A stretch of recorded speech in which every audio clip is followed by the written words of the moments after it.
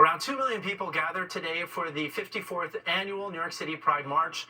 The LGBTQ plus community is celebrating how far it's come, but says more work, including work with inclusivity, is still needed. Fox 5's Michelle Ross reports.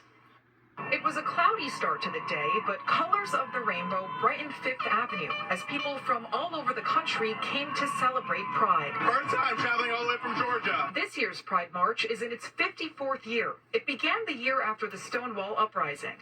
It also celebrates 40 years of heritage of Pride.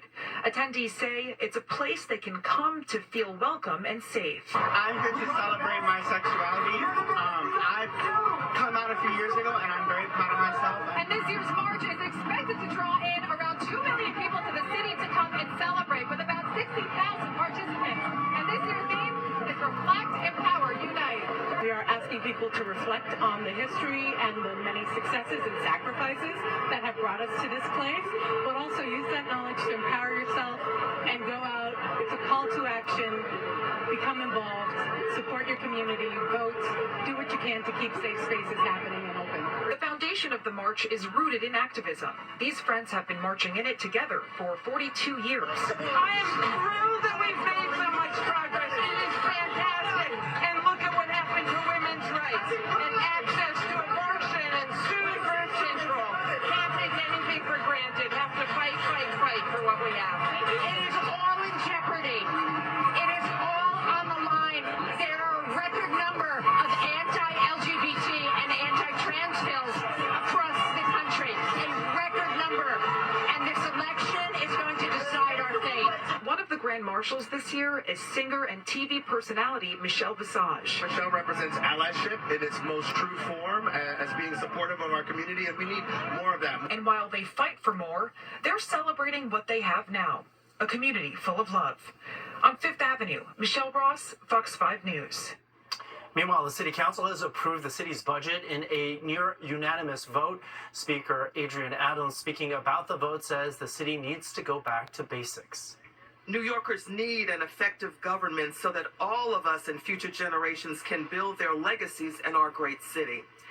That continued to be our North Star for this budget, to build a strong and stable foundation for our city and for all New Yorkers. The $112.4 billion budget restores some of Mayor Eric Adams' most unpopular cuts, including that of library service and early childhood education programs. The Nassau County Police Department is mourning in the line of duty death of Chief of Patrol Kevin Canavan. Chief Canavan was a 39-year veteran. He was a decorated officer who received several awards and continued serving the community while seriously ill from a 9/11 related cancer. Leaders in Nassau County tonight are sending their condolences to his family. The U.S. Supreme Court is poised to make a landmark ruling which could determine if former President Donald Trump could face prosecution for his role in the January 6 riots.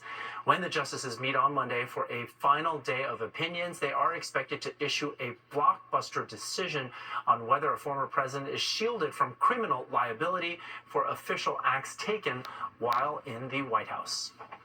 Democrats, meantime, are rallying behind President Joe Biden and senior leaders and are showing unwavering public support despite some worrying behind closed doors. On numerous Sunday talk shows, allies reaffirming their support for the president while acknowledging his troubled debate performance.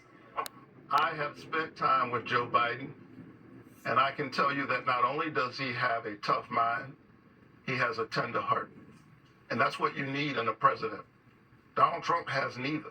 He lacks both intellectual curiosity and emotional empathy. Well, President Joe Biden was out of sight today, spending time with his family at Camp David. Longtime Trump ally Steve Bannon is expected to report to prison tomorrow to serve 4 months behind bars. He is convicted for defying a subpoena from the House committee investigating the U.S. Capitol insurrection. Bannon wants the sentence delayed while he fights his conviction, but the Supreme Court rejected his appeal.